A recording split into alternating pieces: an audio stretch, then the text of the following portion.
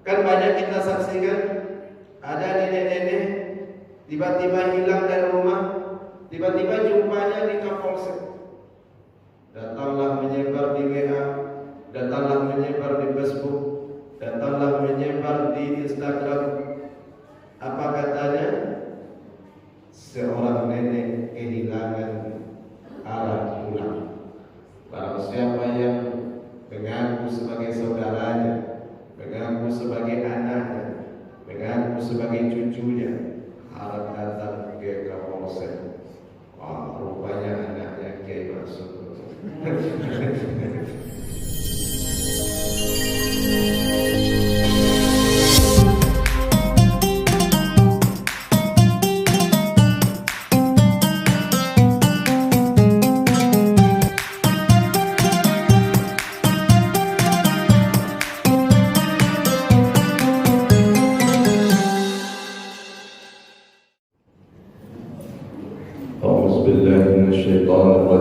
Bismillahirrahmanirrahim. Assalamualaikum warahmatullahi wabarakatuh.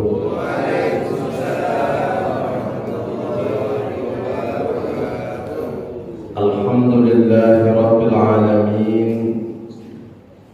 Wassalatu wassalamu ala asyrafil anbiya'i wal mursalin wa ala alihi wa ashabihi ajma'in. Asyhadu an la ilaha illallah wahdahu la syarika lah wa asyhadu anna Muhammadan abduhu wa rasuluhu la nabiyya ba'da. Allahumma aghnina bil ilmi wa zayyinna bil hilmi wa akrimna bit taqwa wa jammilna bil afiyah. Rabbana taqabbal minna salatana wa ruku'ana wa sujudana wa qu'udana wa qiyamana wa tadarru'ana wa takhashu'ana wa ta'abbudana wa tammim taqsirana ya arhamar rahimin. Walhamdulillahi rabbil alamin. Yang sama-sama kita muliakan imam masjid, yang sama-sama kita muliakan pengurus masjid, beserta Bapak Ibu para hadirin dan hadirat yang hadir pada pagi yang berbahagia ini dalam rangka menunaikan sholat subuh secara berjamaah. Semoga amal ibadah kita pada pagi yang berbahagia ini hendaknya diterima oleh Allah Subhanahu wa taala. Amin ya rabbal alamin. Kaum muslimin dan muslimah yang dimuliakan Allah Subhanahu wa taala. Tema kita pada subuh kali ini yaitu hubungan iman dan amal soleh. Hadirin yang dimuliakan Allah, salah satu hal yang terpenting dalam kehidupan kita ini adalah perkara iman. Imanlah yang menggerakkan semuanya. Imanlah yang memudahkan semuanya kita melakukan sesuatu. Jikalau sesuatu itu adalah pekerjaan yang berat, karena iman pekerjaan itu menjadi mudah. Seandainya perkara itu adalah perkara sulit, karena iman maka perkara itu menjadi perkara yang tidak sulit. Jikalau seandainya perkara itu perkara berat, lantaran karena iman, maka perkara itu menjadi perkara yang ringan. Inilah iman. 13 tahun Rasulullah SAW di kota Makkah itu menanamkan keimanan. Lalu apa dampak dari keimanan-keimanan yang tertanam di dalam jiwa kita tersebut? dampak dari keimanan tersebut adalah munculnya amal-amal soleh, munculnya perbuatan-perbuatan baik, munculnya amalan-amalan baik. Makanya jikalau kita di dalam kehidupan ini ada sesuatu yang tidak baik yang kita lakukan, maka tentu keimanannya perlu dipertanyakan. Makanya banyak hadis-hadis Rasulullah SAW yang berkaitan dengan iman. Apa kata Rasul? Tidak sempurna iman salah seorang kamu sehingga dia mencintai saudaranya seperti dia mencintai dirinya sendiri. Bahkan di dalam hadis lain Rasulullah SAW juga mengingatkan, apa kata Rasul? Man kana yu'minu billahi wal yawmil akhir. Barang siapa yang mengaku beriman kepada Allah, mengaku beriman kepada hari akhir, maka hendaklah dia memuliakan tamunya. Barang siapa yang mengaku beriman kepada Allah, mengaku beriman kepada hari akhir, maka hendaklah dia memuliakan tetangganya. Barang siapa yang mengaku beriman kepada Allah dan mengaku beriman kepada Rasulullah atau beriman kepada hari akhir, falyaqul khairan aw liyasmut, maka hendaklah dia mengatakan sesuatu yang baik-baik atau lebih baik diam. Inilah dampak dari keimanan tersebut, adanya perbuatan-perbuatan baik di dalam kehidupan kita. Maka jikalau ada orang yang dalam hidupnya tidak memuliakan tamunya, tidak memuliakan tetangganya, perkataannya kasar, kotor dan segala macam, maka tentu keimanannya ini perlu dipertanyakan. Kenapa demikian? Karena imannya ini tidak berdampak di dalam kehidupannya. Imannya tidak berdampak di dalam dirinya. Hadirin yang dimuliakan Allah Subhanahu wa taala, maka banyak amal-amal yang mesti kita lakukan di dalam kehidupan kita sehari-hari, yang mana amalan itu kadang-kadang sepele tetapi dampaknya sangat luar biasa. Apa saja amal-amal ibadah yang mesti kita lakukan di dalam kehidupan kita sehari-hari ini? Yang pertama adalah mendoakan orang lain dengan tulus dan ikhlas. Ada saudara kita yang belum mau taat, kita panjatkan doa kepada Allah Ta'ala agar dia suatu hari nanti menjadi orang yang taat. Ada saudara kita belum mau sholat, belum mau pergi ke masjid, kita doakan kepada Allah Ta'ala, mudah-mudahan suatu hari nanti dia mau sholat dan mau pergi ke masjid. Karena amal ibadah inilah yang mesti kita perbanyak di dalam kehidupan kita ini.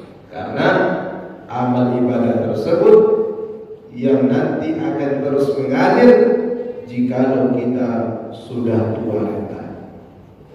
Makanya salah satu penyebab turunnya surah At-Tin itu adalah lantaran karena ada salah seorang sahabat bertanya dia kepada Rasulullah SAW.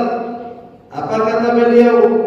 Ya Rasulullah, seandainya suatu hari nanti kami ini sudah pikun, kami ini sudah tidak lagi mempunyai daya ingat, apa amalan yang mesti kami lakukan? Suatu hari nanti kita ini akan pikun, akan pelupa. Banyak kita ini nanti lupa sama anak, lupa sama istri, lupa, tak ingat kan? Karena ada masanya kita tak ingat, lupa. Memasuki umur 80 tahun, 90 tahun, bahkan kalau sudah 100 tahun semuanya sudah lupa. Kan banyak kita saksikan ada nenek-nenek tiba-tiba hilang dari rumah, tiba-tiba jumpanya di Kapolsek. Datanglah menyebar di WA, datanglah menyebar di Facebook, datanglah menyebar di Instagram. Apa katanya? Seorang nenek kehilangan arah pulang. Barang siapa yang mengaku sebagai saudaranya, mengaku sebagai anaknya, mengaku sebagai cucunya, harap datang ke Kapolsek. Oh, rupanya anaknya Kiai Maksud.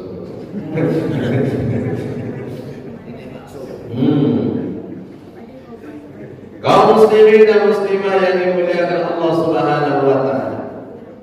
Makanya suatu hari nanti kita ini akan lupa, akan pikun. Maka apa amalan yang mesti kita lakukan nanti ketika kita sudah pikun, ketika kita tak ingat lagi, ketika kita sudah lupa, banyak lupa. Hari ini juga kita sudah banyak mulai lupa. Kadang-kadang barang-barang banyak tak ingat lagi di mana letaknya. Sudah banyak lupa.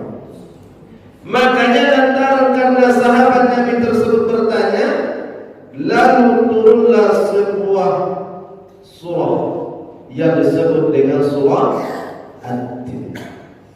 Wat-Tin waz-Zaitun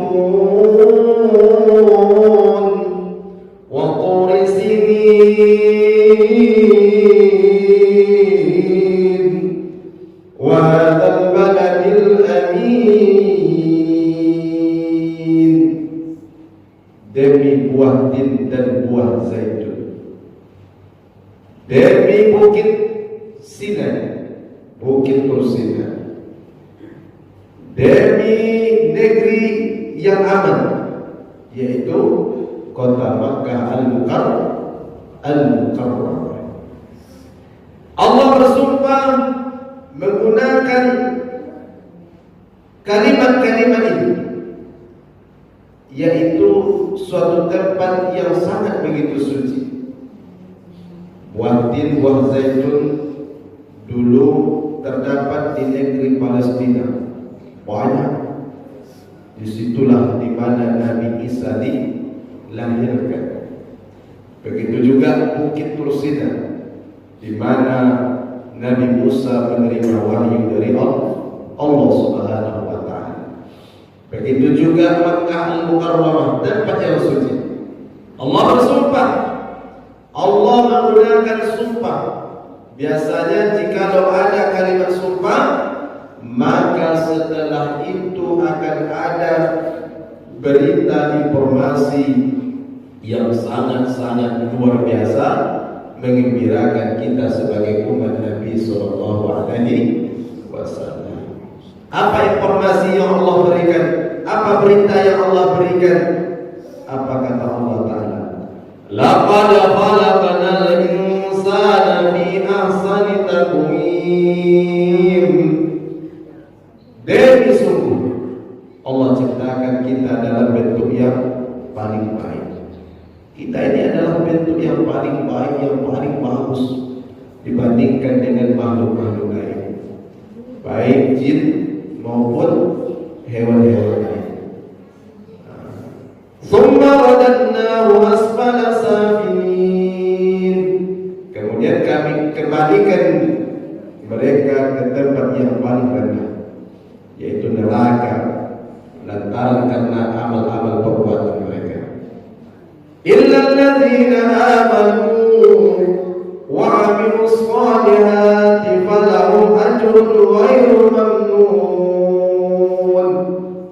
Orang-orang yang beriman, orang-orang yang beramal saleh, maka bagi mereka pahala yang tidak terputus. Makanya kalau kita nanti sudah pikun, sudah tidak ada lagi daya ingat, maka yang mengalir itu adalah amal-amal perbuatan kita semasa kita hidup. Pergi kita subuh berjamaah, suatu hari nanti kita sudah pikun, tentu tak ada lagi amal ibadah yang mengalir. Yang mengalir itu adalah ketika kita hidup tersebut Ketika kita sehat, itulah yang mengalir ke kita. Suatu hari nanti kita tidak lagi bisa bersilaturahim, maka ketika kita sehat tersebut, rajin kita bersilaturahim, maka amalan itulah yang akan terus mengalir ke kita. Suatu hari nanti kita tidak lagi bersedekah karena tidak ada lagi yang disedekahkan, maka yang mengalir itu adalah sedekah-sedekah kita sewaktu kita sehat, sewaktu kita kuat, sewaktu kita berjaya. Hadirin yang dimuliakan Allah Subhanahu wa taala. Nanti kalau kita sudah tua, tentu segala aktivitas kita lakukan di tempat yang sama. Di situ kita makan, di situ kita mau hajat, di situ kita pokoknya di situ semuanya. Kadang-kadang kita ingin melakukan sesuatu tetapi kekuatan dan daya tidak ada, lantaran kita sudah tua. Makanya kita berdoa kepada Allah agar Allah berikan kita kesehatan sehingga nanti kita ini dalam keadaan husnul khatimah. Husnul artinya baik, khatimah artinya penutup. Apa tandanya waktu itu sudah dekat? Banyak tanda-tanda. Umur sudah bertambah, rambut sudah putih. Makanya kita sering-sering bercermin, kita hitung berapa beban kita. Kalau sudah banyak itu pertanda. Kadang-kadang bukan hanya beban di rambut, kumis juga kadang-kadang berubah. Kumis berubah, jenggot berubah, semuanya berubah. Hadirin yang dimuliakan Allah Ta'ala, makanya senantiasa kita amal ibadah yang mesti kita lakukan pertama adalah banyak-banyak kita mendoakan orang lain. Makanya setelah selesai sholat itu kita berdoa, Allahumma lana dhunubana wa liwalidayna warhamhuma kama rabbayana shaghira. Selesai sholat kita berdoa, jangan cepat-cepat kita kabur. Karena ada juga orang setelah selesai sholat dia kabur. Kalau bisa kita berdoa, duduk berzikir kepada Allah Subhanahu wa ta'ala. Banyak-banyak zikir. Karena makin banyak kita berzikir, makin banyak ketenangan yang Allah datangkan. Makanya kata Rasulullah sallallahu alaihi wasallam di dalam hadis riwayat Imam Bukhari dan Imam Muslim, apa kata Rasulullah? Man qala, siapa yang berkata la ilaha illallah wahdahu la syarika lah, lahul mulku wa lahul hamdu yuhyi wa yumiitu wa huwa ala kulli syai'in qadir fi yaumin mi'ata marratin, dalam sehari 100 kali. Dalam sehari itu dia baca 100 kali kalimat tadi. Baik dia baca dengan sir maupun dia baca dengan jahar. Dia pegang tasbih, dia baca. Dia baca 100 kali. Walaupun dengan surah sir maupun surah jahar. La ilaha illallah wahdahu la syarika lah, lahul mulk wa lahul hamdu yuhyi wa yumiitu wa huwa ala kulli syai'in qadir. 100 kali dia baca. Pokoknya baik pagi ataupun sore dia baca. Apa kata Rasulullah sallallahu alaihi wasallam?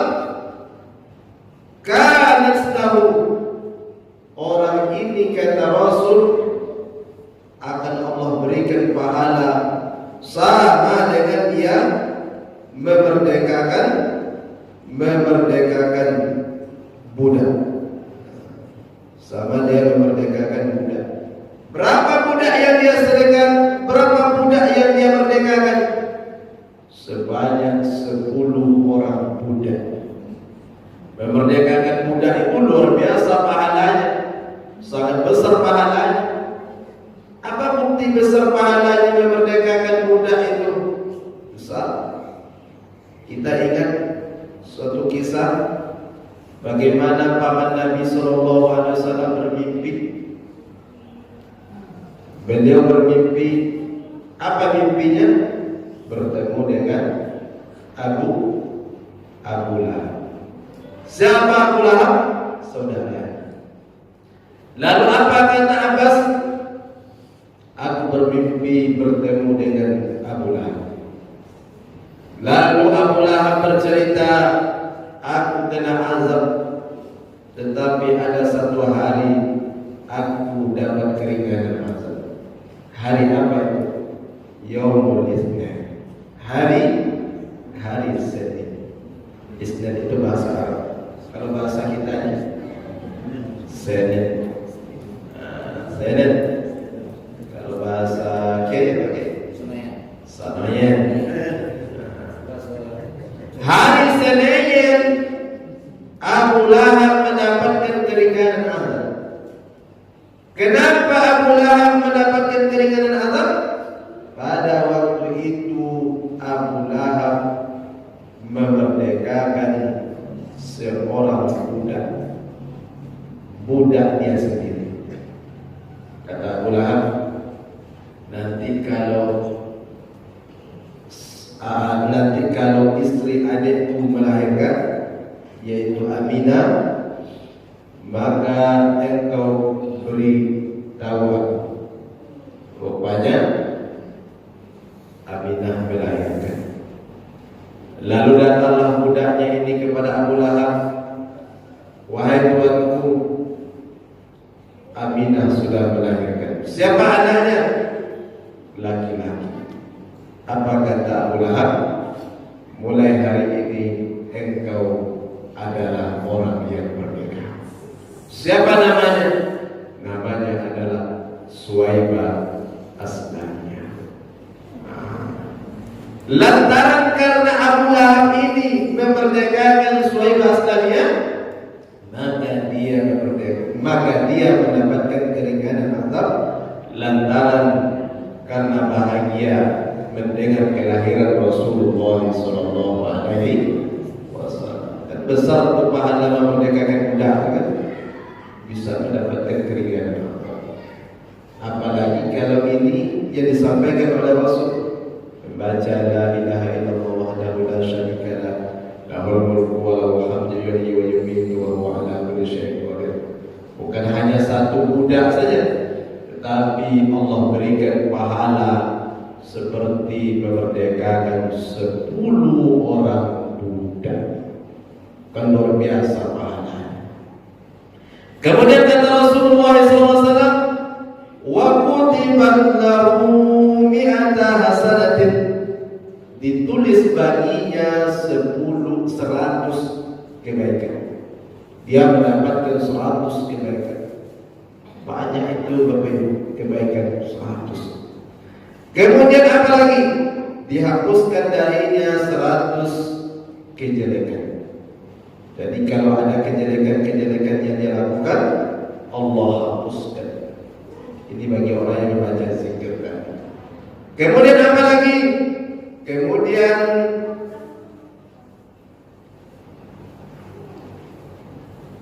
dan bacaan yang dibaca itu menjadi pelindungnya dari godaan setan di hari itu sampai bertahan. Artinya Allah jaga dia dari godaan-godaan setan. Banyak setan yang menggodanya hari itu, banyak gangguan-gangguan, atau banyak misalnya sesuatu yang tidak dia inginkan, maka lantaran dia membaca zikir tersebut, maka Allah pelihara dia dari godaan-godaan syaitan tersebut, baik godaan syaitan yang berbentuk manusia maupun godaan syaitan yang berbentuk jin. Hadirin yang dimuliakan Allah Ta'ala, itu baru baru satu kalimat yang kita baca dalam kehidupan kita. Kita amalkan membaca itu baik pagi hari maupun sore hari. Kemudian apa kata Rasulullah SAW dalam hadis riwayat muttafaqun alaih, hadis riwayat Imam Bukhari dan Muslim. Kata Rasulullah SAW, apa kata Rasul? Man qala subhanallah bihamdihi, siapa yang mengatakan subhanallah bihamdihi fi yaumin mi'ata marrah, dalam sehari 100 kali. Dalam sehari dia baca 100 kali. Subhanallah bihamdihi, subhanallah bihamdihi, subhanallah bihamdihi. Khuttat khutayahu wa in kana misla zabadil bahr. Allah akan ampunkan dosanya walaupun sebanyak buih di lautan. Banyak tak kira-kira buih di lautan?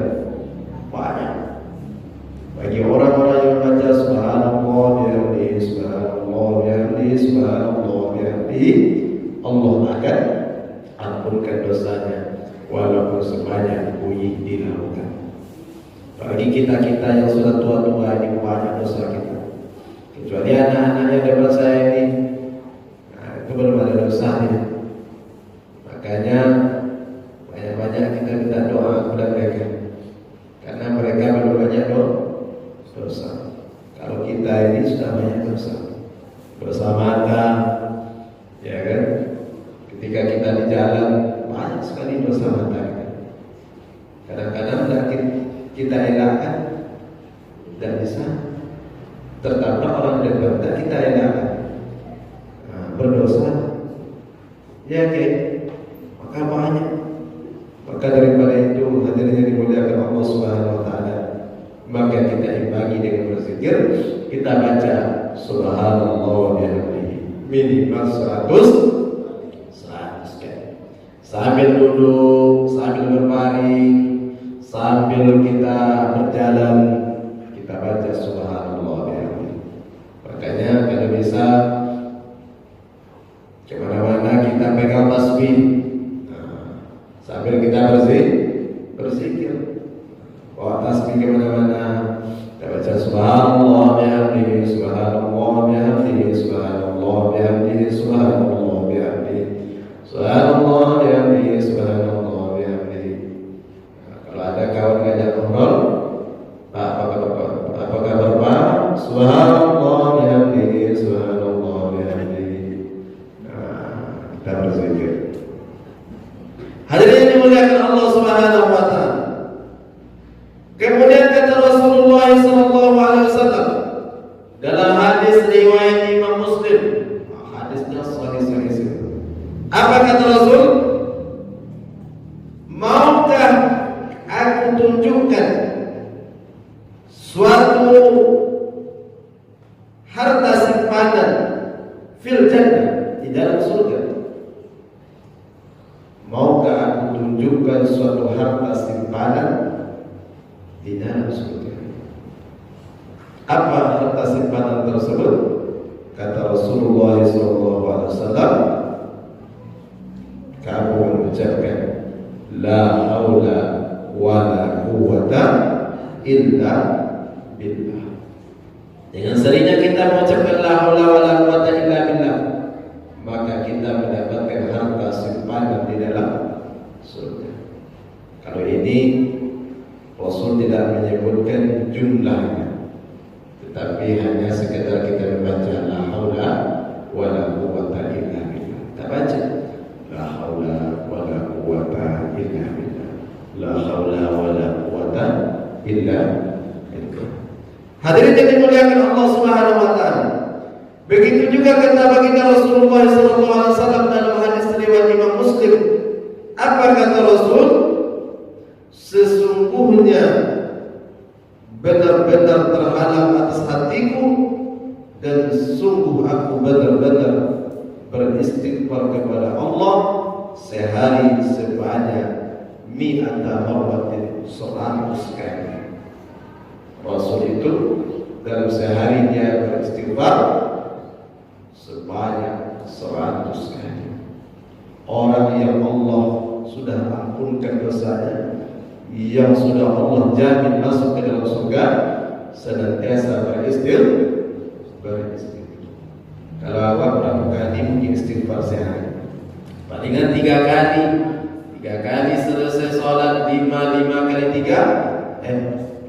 kali 5 cuma 15 kali.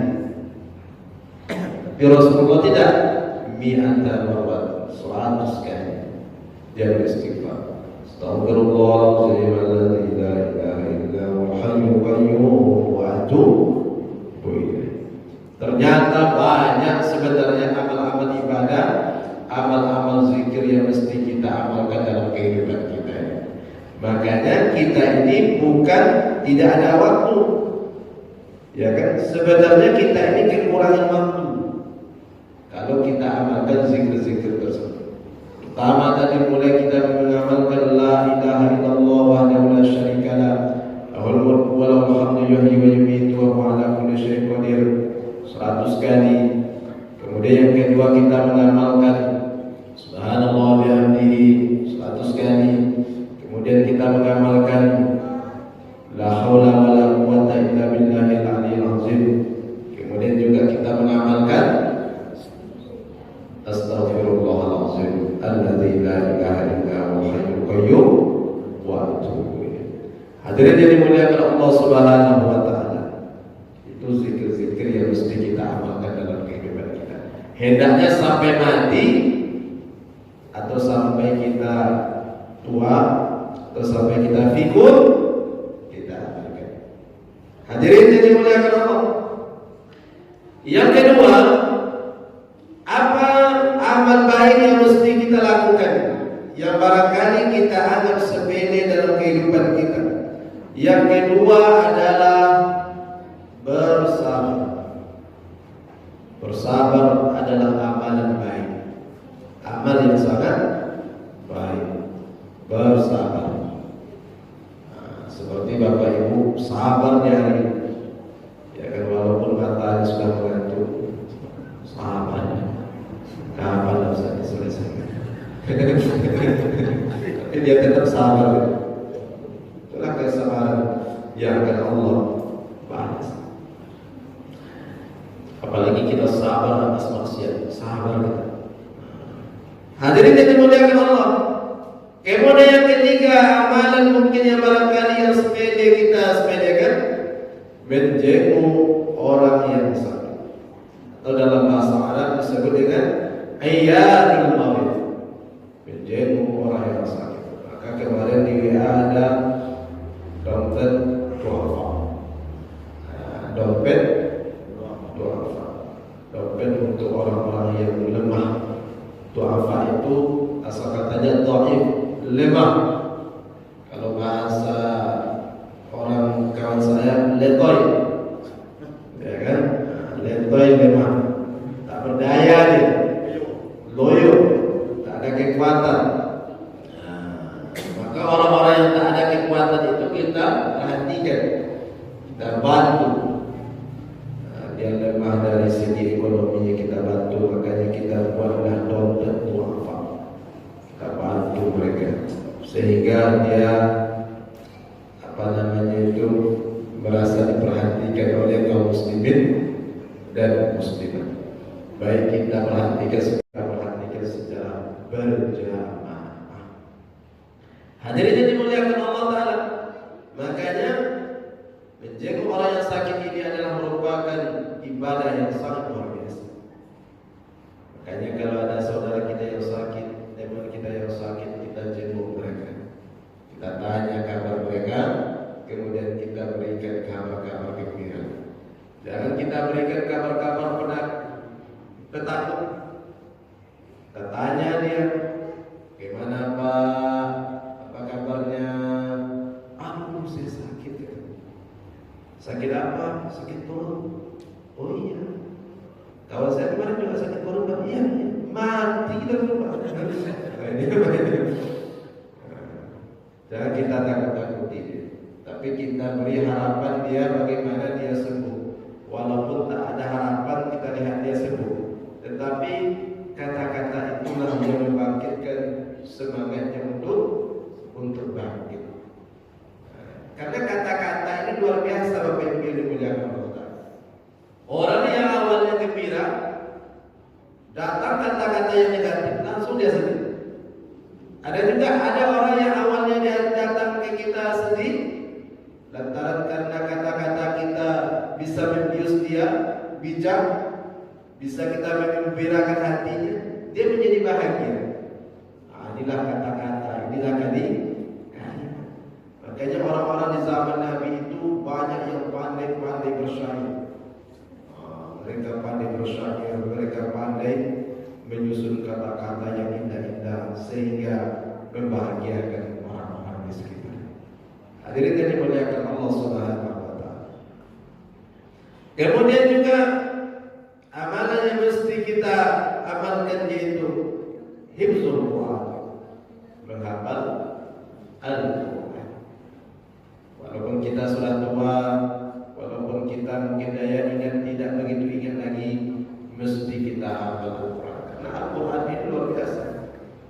Makanya banyak orang-orang yang sudah gila, coba suruh dia baca Al-Fatihah, bisa dia. Inilah kekuatan Al-Quran. Makanya Al-Quran inilah yang akan menjaga daya ingat kita nanti. Makanya kita hafal mulai dari surat-surat pendek, surat-surat pendek, ayat-ayat pendek. Kita mulai dari Qul huwallah, inna a'tayna, alhaakumut takasur, wailul lil mutaffifin, sampai nanti abasa wa tawalla, sampai nanti surah Yasin. Kadang-kadang kita sering baca surah Yasin, tetapi ujung-ujungnya aja yang apa? Ya semua sadir gitu. Hadirnya dimuliakan Allah. Tapi jadilah daripada tidak sama.